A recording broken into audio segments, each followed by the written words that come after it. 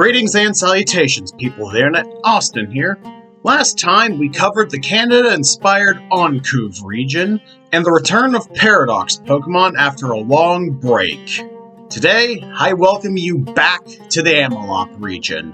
A quick recap of what happened after you left.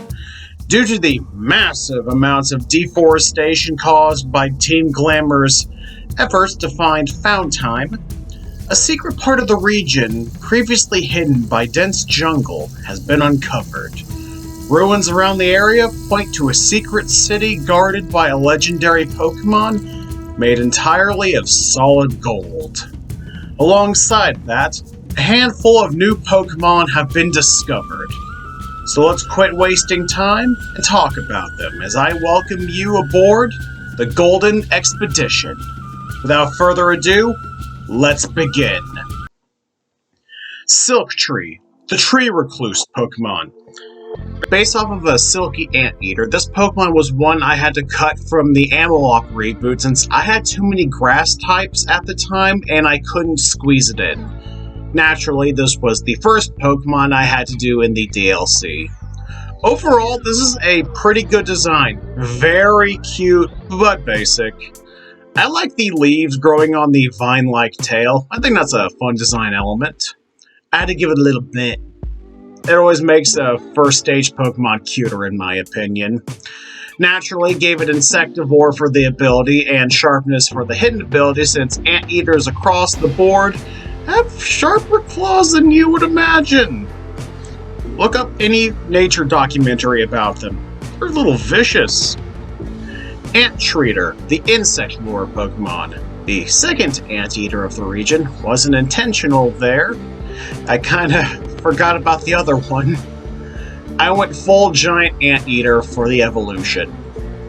The giant literal bushtail was the obvious choice considering what actual giant Anteaters look like. The grass mohawk was added to give this Pokemon more of a silhouette, and I thought the design looked a little boring without it. The berries on the tail were added for some flair and as a means for hunting down their prey. Well, luring in their prey more accurately, but you get my point. The colors took a few passes to iron out, mainly with a brown. Solid line all around. Peblix, the gravel snake Pokemon. This rocky noodle is the pre-evolved form of Onix, something that has been requested from me for a long time, and since I finally got over my hatred of doing baby Pokemon, this was a perfect place to introduce it. I really had to make sure I didn't step on other fakemon artists' toes with this design. I mainly went about that with the large black in-between sections on the body to make it look more unique and give that a little splash of color. The white pupil was added to differentiate it from the rest of the line, and for some minor color balancing. Naturally, I had to make the shiny a reference to the Crystal Onix from the anime, since I don't know if I'll ever do my own variation of that otherwise. Jukuplex, the top rope Pokemon. Based on the spectacled bear and Lucha Libre, this one was tough to initially find a secondary concept for. The Lucha Libre theme was added since I didn't have another concept to tie into the spectacled bear's love of climbing trees. So I turned that into this Pokemon climbing as high as possible like a top rope in a wrestling ring and jumping down to deliver a powerful people's elbow. I made them a rival to Hawlucha since they share the Lucha Libre theming, and I love me some in-game rivalries.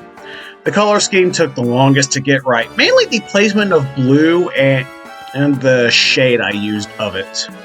I created Springboard to help with their flying weakness, considering they constantly fight against Hawlucha.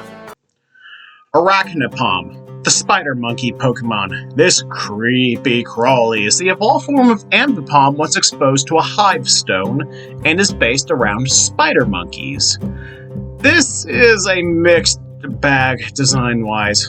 I've had a lot, I do mean a lot, of people say this looks more like a Paradox form than it does a proper evolution, or it doesn't resemble the rest of the line enough. Outside of giving this design more of a bulbous head like the rest of the line, I don't think I would change anything else about it.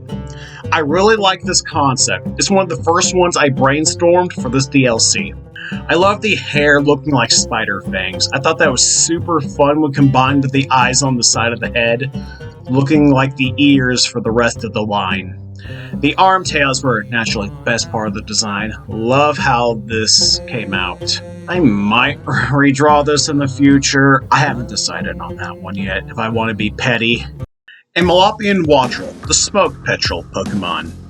I mainly created this line to make a regional variant for Kilowattrel based on the Greater Frigate Bird, but it felt weird having it change types upon evolving, so I made Wattrel change as well.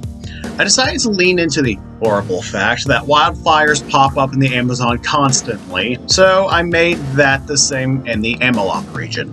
These Pokemon hunt using smoke clouds as cover. So this Pokemon and the evolution are covered in soot constantly, hence why some of the outline is in a different color. Like a lot of my fire types, I put blue as the primary color, just because I think it looks pretty. This Pokemon isn't as nice as its Paldean cousin, mainly because of the condition it hunts in. Solid regional variant with a decent shiny all around.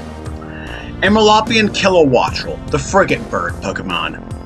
The main reason I created the line, when I saw the red gular pouch on the Greater Frigate Bird, I knew I had to make a fire type out of it. So the gular pouch is superheated, mainly just an excuse so I could play around with the rendering to make it more interesting visually.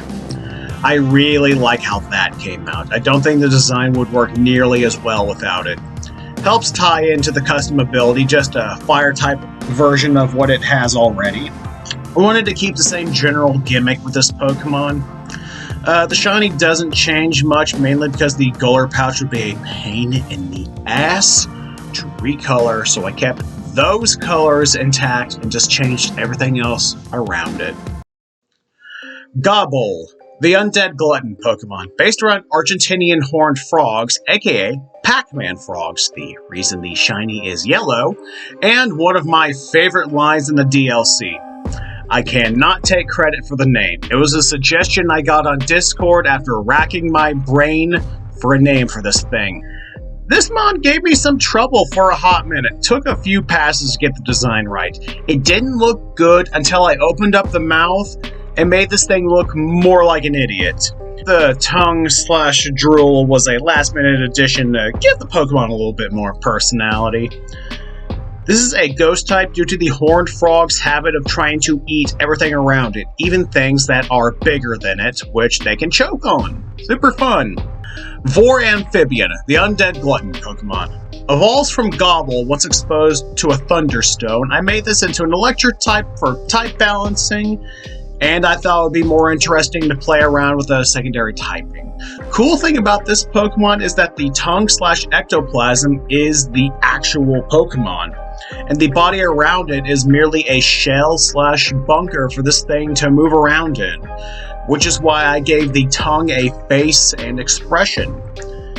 I'd imagine it'd laugh at its prey as it wraps around them, shocks them, and then swallows them whole. I mainly try to convey the electric type with the bone pattern across the body, glowing in the dark when this Pokemon attacks, I imagine, if this was in an actual game. This was a really, really fun Pokemon to design. Brachiosaur, the Chainsaw Tail Pokemon. The final new evolution of the DLC, this evolves from Sawtile once exposed to a metal alloy and is based around Brachiosaurs and chainsaws. Fun fact, this was originally what I had in mind for Mega Sawtile, but I changed gears and went with the Dimetrodon design you saw in the video. I more or less had this design figured out from the first draft, but I had to redo it to give it the current pose and perspective, since the original one was bland as hell. I love how this one came out. The chainsaw tail and the overlapping back and neck pattern came out so good. The feet perspective is probably a bit off. The toes were tricky to figure out. Regardless though, really happy with it, and it has a peak shiny. Amalopian Weedle, the Drillworm Pokemon. Another Pokemon line I had to cut from the original region since I just couldn't make it fit at the time. This is based around ground and paper wasps. I decided to make drills the major theme of the line, so the horn and tail got much bigger to help this Pokemon dig around through the dirt. I actually made them smaller than Cantonian Weedle, so the stinger and tail would be more impressive. I made them blue since I just thought it would look good. I created Drill Point to power up this Pokemon's kit, since this line still has Cantonian Weedle's trash-ass base stat total. Amalopian Kakuna, the Tunnel Crawler Pokemon. This one had the biggest change out of the entire line. I gave this thing arms, for starters. This is so that the Pokemon can crawl around the tunnel systems their hives create, and as a means to protect themselves from predators. I thought about just having the longer drill-like body wouldn't be enough of a change, so I added the arms, one in the front, one in the back, to make it more unique and give it a more interesting silhouette to play around with. I had to redo the arm positioning a few times just to get them right, and even then I'm pretty sure I screwed up. Oh well. Amalopian Beedrill, the Drill Stinger Pokemon. This one gave me trouble at first. I knew I wanted this one to be on the ground, but initially I had it leaning on its drill arms like a gorilla, just with terrible leg placement. Once I got the arms in a better position, I did briefly have the stinger facing the front, but it looked rather phallic, so that had to change. So I brought the stinger back to its original position and just made it longer. I knew I wanted the wings to be smaller since I don't imagine this line flies very often. Fun fact, I actually went back and changed Weedle's eye color to pink, so the entire line was more consistent. Originally I was going to have each line have a different eye color, but I liked the pink eyes too much on Kakuna, so I had to make it consistent across the board. Super Bowl, the soccer Pokemon. This is based around fringed leaf frogs and rival soccer teams. Originally, this was going to be a form-changing mon. This was before the soccer inspiration, but every attempt was pretty bad. I had nothing to work with as a concept, so it was just a random, shitty-looking frog. The soccer idea came to me during a shift at work, and as such, I split the Pokemon into two variants. One that shows up during the day, and one that shows up at night. They're both more or less the same design, but with different shape language on the eyebrows and legs, a different central color, and their overall posing. Oh, and different abilities, naturally. The day form is pretty good, but I think I prefer the nighttime more. If I do my editing job right, I'll have flipped back and forth during the course of this discussion with both versions. My favorite design detail for both of them is that their eye color is their rival's central body color. I thought that was a fun link connecting the two variants. Ocarihorn, the Flute Horn Pokemon, based around thorn bugs and ocarinas. I wasn't even originally going to use an ocarina when I was planning out this line, but I took a second look at the thorn bug's body shape, and the idea hit me. This is probably the weakest design of the DLC. I don't love the face on this Pokemon. I think I could have done better. I do like the colors on the flip side. I think those came out great. Same with the ocarina elements, with the shape of the horn and the pattern on the side. I might give this an evolution in the future, but no promises. Behemoth, the Jaw Tusk Pokemon. Had to scratch that kaiju itch, so we have two back-to-back ones for you. These two would be versions exclusives in a real game. This one is based around woolly mammoths, dinotheriums, and Behemoth from the Monsterverse films. I love that particular titan and felt it was perfect to bring into this DLC. I had the idea to make this the ancestor to Slammoth in the modern day, so I added the elephant/woolly mammoth elements into design. When I was brainstorming this Pokemon, someone suggested Dinotherium to make it more unique, and since I was gonna have to make the Pokemon more mammothy opposed to just redrawing Behemoth in my own style, I decided what the hell. I added the dirt pattern on the tusks to reference the vines growing on Behemoth's massive oversized tusks, since I didn't want to redraw those here beat for beat. This is actually one of my favorite kaiju fakemon designs. Kamomatas, the psychic vacuum Pokemon, based on a lesser-known kaiju, Kamobeus, I believe I'm pronouncing that correctly, from Space Amoeba and Mata Mata Turtles. When I saw the long-ass neck on a Mata Mata, I knew I had to make a Pokemon out of it, which is such an easy thing to exaggerate in a design. The main things from Kamobeus, I know I'm screwing that up, is the shape of the shell and the jagged armor on the legs. Oh, and the segmentations on the neck. Can't forget about that.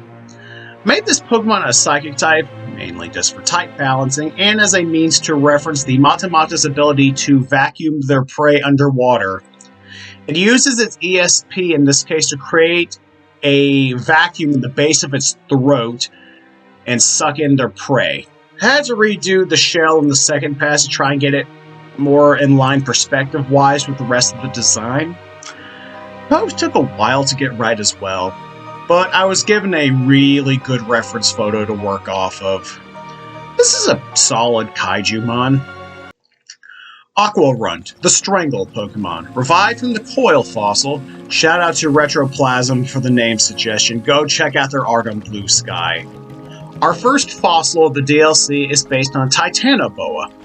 Fun fact, this was originally going to be one of the fossils in the Vanek reboot, but I couldn't get the design I liked, so I switched over to the Mosasaurus then. Anyway, I tried to make this Pokemon more camouflage without having to do that fuck-ass camo pattern I got sick of doing. I actually made it the ancestor to Glutaconda on a whim, something I'm very thankful for. The colors had gone through a few rounds, mainly the shade of green on the body, since I kept reusing the same shades over and over again. I created Constrictor as an ability since I thought it'd play well into their theme and hypothetical moveset. Stringblade, the split-mouth Pokemon. Now looking more like Glutaconda with the eyes and the large mouth, this is a lot of fun to design. The lily pad crown and back pattern were a suggestion to help it blend into the surroundings and as a way to break up the silhouette. The colors had to be changed constantly since I had way too many of them in the beginning, including an ugly fluorescent orange. I don't know what I was thinking. I love the spork-shaped tone help tied into Glutaconda's overall design. One of my favorite fossils in my catalog. Carnotini, the Charging Dino Pokemon. Revived from the Bull fossil, the second fossil of the region here is based on the Carnotaurus. This is probably the weakest design of the fossil group in this DLC. This is just more or less a cartoony Carnotaurus with shorter arms and bigger horns. Granted, I don't think that's necessarily a bad thing overall, or even that this is a bad design. I don't. This just has the least going on with it on a conceptual level. I gave this Pokemon solid abilities and a decent shiny to make up for the lack of a secondary concept in this stage. Carnohorn, the Bull Dino Pokemon. Now this has more going on to it. First thing I did was remove the arms. I had that idea for this Pokemon from jump. I thought that would make it more dynamic and Pokemon-y. I gave it massive bull horns to play onto the Taurus part of Carnotaurus. Combined it with a bull nose ring to easily sell the bit. Naturally made the legs thicker than a bowl of oatmeal to support the weight. And added the bit at the end of the tail for color balancing, and it just felt under-designed, frankly. The colors switched up a few times, mainly just in the placement of what went where, before I settled on the final product here.